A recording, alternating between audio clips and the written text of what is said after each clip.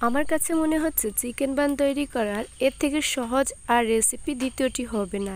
এতটা ইজি এবং perfect recipe, একদম কম খরচে এখন আপনারা চাইলে ঝটপট আপনার কিচেনেই তৈরি করে ফেলতে পারবেন। আর অনেক টাকা খরচ করে রেস্টুরেন্টে গিয়ে আপনাকে খেতে হবে না। পারফেক্ট এই রেসিপিটি আপনারা সম্পূর্ণ শিখতে চাইলে অবশ্যই কিন্তু সম্পূর্ণ ভিডিওটি দেখতে হবে। এই বানটি পারফেক্টলিভাবে তৈরি করার সাথে থাকবে কিছু সিম্পল টিপস অ্যান্ড ট্রিক্স। ভিডিওটি আশা করছি আপনাদের অনেক বেশি উপকারে আসবে। তো কথা না বাড়িয়ে চলে যাচ্ছি মূল রেসিপিতে, কিভাবে আপনারা তৈরি করবেন দেখিয়ে দিচ্ছি ঝটপট করে। প্রথমেই আমি চলে যাচ্ছি সরাসরি কিচেনে। আর এখানে আমি একটা চিকেনের লেগ পিস নিয়েছি, খেয়াল করছেন নিশ্চয়ই। আপনারা কতটুকু তৈরি করতে চান আপনার পরিবারের সদস্য অনুযায়ী কিন্তু আপনারা বাড়িয়ে কমিয়ে নিতে পারবেন। এখন এখানে দিয়ে দিচ্ছি জাস্ট একটি ইনগ্রেডিয়েন্টস, সেটা হচ্ছে লেমন। চিকেনের যে একটা র স্মেল থাকে সেটা দূর করার জন্য কিন্তু অবশ্যই এখানে লেমন অ্যাড করতে হবে। তো আমি এখানে পর্যাপ্ত পরিমাণ পানি দিয়ে এটা আমি সেদ্ধ করে নিচ্ছি, দেখতেই পাচ্ছেন। তো আমি কিন্তু মোটামুটি 3 থেকে 4 মিনিটের মতো জাল করার পর এটা আবারও ঢেকে উল্টে দিয়েছিলাম। মোটামুটি আমি 10 মিনিটের উপরে এটা রান্না করেছি। ফাইনালি দেখতে পাচ্ছেন একদম পারফেক্টলি কুক হয়ে গিয়েছে। চুলাটা আমি অফ করে দিয়েছি। এরপর কিন্তু এখন আমি এটা উঠিয়ে একটা সাইডে রেখে চলে যাচ্ছি নেক্সট স্টেপে। এটা ঠান্ডা হতে হতে আমি এখানে বনের কিন্তু উপরের লেয়ারটা তৈরি করে নিচ্ছি, দেখতেই পাচ্ছেন। এখানে আমি মোটামুটি 2.5 কাপের মতো ময়দা নিয়ে নিচ্ছি। আপনারা আপনাদের পরিমাণ অনুযায়ী ময়দাটা অ্যাড করতে পারবেন। এরপর দিয়ে দিচ্ছি এখানে আমি 1.5 টেবিল চামচ পরিমাণ ইস্ট ব্যবহার করেছি। লবণ অ্যাড করেছি 1 চা চামচ পরিমাণ। আরও অ্যাড করে দিচ্ছি এখানে 1 টেবিল চামচ পরিমাণ চিনি, সাথে অ্যাড করে দিলাম গুঁড়া দুধ। এখানে আমি মোটামুটি 2.5 চা চামচ পরিমাণ নিয়েছি।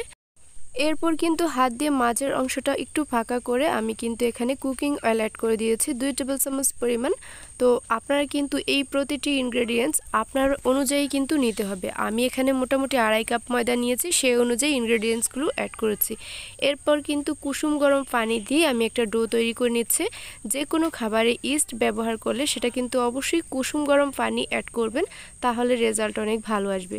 দেখতে পাচ্ছেন আমি কিন্তু একদম হার্ড একটা ডো তৈরি করে নিয়েছি। এবার সামান্য কুকিং অয়েল ব্রাশ করে দিয়ে এটা আমি একটা সাইডে রেখে দিচ্ছি। ঢেকে রাখতে হবে অবশ্যই, তাহলে ইস্টটা ভালো করে ফুলে উঠবে। দেখতেই পাচ্ছেন আমি একটা সাইডে রেখে এবার ঠান্ডা হয়ে গিয়েছে চিকেনটা আমি হাতের সাহায্যে কিন্তু এই যে মিটগুলো আলাদা করে নিচ্ছি হাড়ের থেকে। তো আপনারা চাইলে এখানে কাঁটা চামচ ব্যবহার করতে পারেন, তবে আমার কাছে হাত দিয়ে বেস্ট মনে হচ্ছে। আমি কিন্তু এটা খুলে নিয়েছি। এখন আমি একদম ছোট ছোট ঝিরিঝিরি করে নিচ্ছি, মানে একদম ঝুরা চিকেন আমরা যেভাবে করি না ওইভাবেই করে নিচ্ছি, খেয়াল করেছেন নিশ্চয়ই। আপনারা কিন্তু চাইলে এখানে ছুরি দিয়ে একদম ছোট ছোট করে কেটে নিতে পারেন। আমি হাত দিয়ে কাজটি করে নিলাম। এরপর চলে গেছি সরাসরি আবারও কিচেনে। একটা ছোট্ট কড়াই বসিয়ে দিয়েছি আর এখানে আমি 1.5 টেবিল চামচ পরিমাণ কুকিং অয়েল দিয়েছি। এরপর এখানে হাফ কাপের থেকে একটু কম পেঁয়াজ কুচি ব্যবহার করেছি। এখানে পেঁয়াজের পরিমাণটা একটু বেশি দিলে পুরটা একটু বেশি হবে। তো আপনারা কিন্তু চাইলে এখানে কমও পেঁয়াজ ব্যবহার করতে পারেন। এক্ষেত্রে আপনাদেরকে চিকেনটা একটু বেশি নিতে হবে। পেঁয়াজটা আমি হালকা তেলে ভেজে নিয়েছি, খেয়াল করেছেন নিশ্চয়ই। জাস্ট কালারটা একটু ট্রান্সফার হয়েছে। এরপর রসুনের পেস্ট 1/2 চা চামচ, আদার পেস্ট 1/2 চা চামচ, জিরা এবং ধনিয়া গুঁড়া মিলে এখানে আমি 1/2 চা চামচ ব্যবহার করেছি। এরপর এটা কিছু সময় ভেজে নিয়ে আমি সামান্য পানি অ্যাড করে দিয়েছি। যখনই মশলার স্মেলটা চলে গিয়েছে এখন আমি পানি অ্যাড করে এরপর আবার কিছু ইনগ্রেডিয়েন্টস অ্যাড করে দিয়েছি। তো এখানে আমি হলুদ গুঁড়া 1/2 চা চামচ, মরিচ গুঁড়া 1/2 চা চামচ, লবণ টেস্ট অনুযায়ী, এরপর সয়া সস ব্যবহার করেছি 1 চা চামচ এবং গরম মশলা গুঁড়া 1 চা চামচ ব্যবহার করেছি। মশলাগুলো আমি কিছু সময় ভুনে নিয়েছি। এরপর এখানে কাঁচামরিচ কুচি অ্যাড করেছি, সাথে অ্যাড করে দিয়েছি আগে থেকে ঝুরা করে রাখা চিকেনগুলো। তো চিকেনগুলো দিয়ে কিন্তু আমি ভালো করে উল্টে পাল্টে মিক্স করে নিচ্ছি মশলার সাথে। ফাইনালি কিন্তু আমি এটা টোটালি রান্না করেছি 7 থেকে 8 মিনিটের মতো। এই যে যতটুকু আমি পানি এখানে অ্যাড করেছিলাম সম্পূর্ণ পানিটা কিন্তু এখানে শুকিয়ে গিয়েছে। মাংস এবং মশলা একসাথে কিন্তু ভালো করে মিক্স হয়ে তেলটা আলাদা হয়ে গিয়েছে।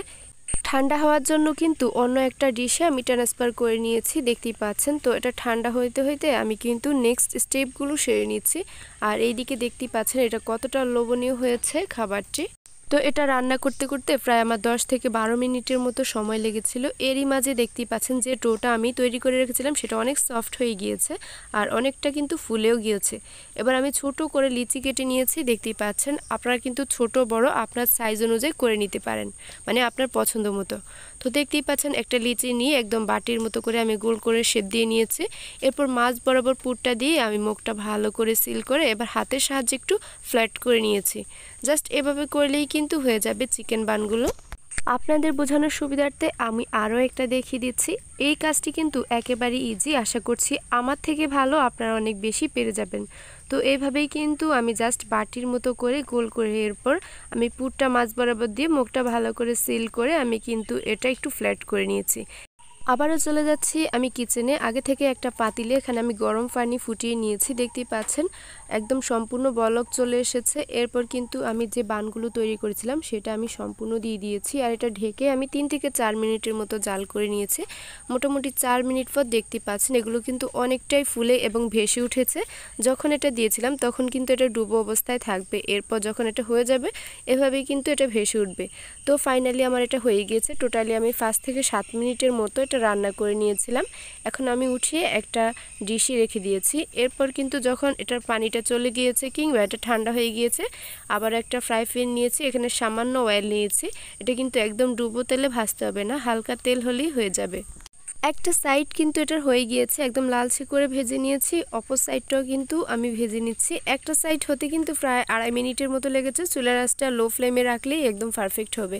তো দেখতেই পাচ্ছেন, আপনারা চাইলে আরও একটু হালকা করে ভেজে নিতে পারেন। আমি একদম লালচে করেই ভেজে নিয়েছি। আর এখন আমি একটি স্টিনারের সাহায্যে তুলে একটা ডিশে ট্রান্সফার করে নিচ্ছি। আমি যতগুলো বান তৈরি করে নিয়েছিলাম সেখানে কিন্তু আমার 3টি লেয়ার লেগেছিল, আর প্রতিটি লেয়ার হতে প্রায় আমার 5 থেকে 6 মিনিটের মতো সময় লেগেছে। অবশ্যই একটু সময় নিয়ে ভাজবেন, তাহলে কিন্তু এটা খেতে অনেক বেশি মজা লাগবে। আর ভাজা পোড়ার কাজগুলো একটু ধৈর্য সহকারে ভাজলেই কিন্তু সেটা পারফেক্ট হয়। আজকের ভিডিওটি কেমন লেগেছে অবশ্যই কিন্তু কমেন্ট বক্সে জানাতে ভুলবেন না। ভালো লাগলে একটি শেয়ার করে দিবেন। তো ফাইনালি দেখেই বুঝতে পারতেছেন এই বনটা কতটা পারফেক্ট এবং লোভনীয় হয়েছে। আশা করি একবার অবশ্যই ট্রাই করবেন। আজকের মতো এখানেই, আল্লাহ হাফেজ।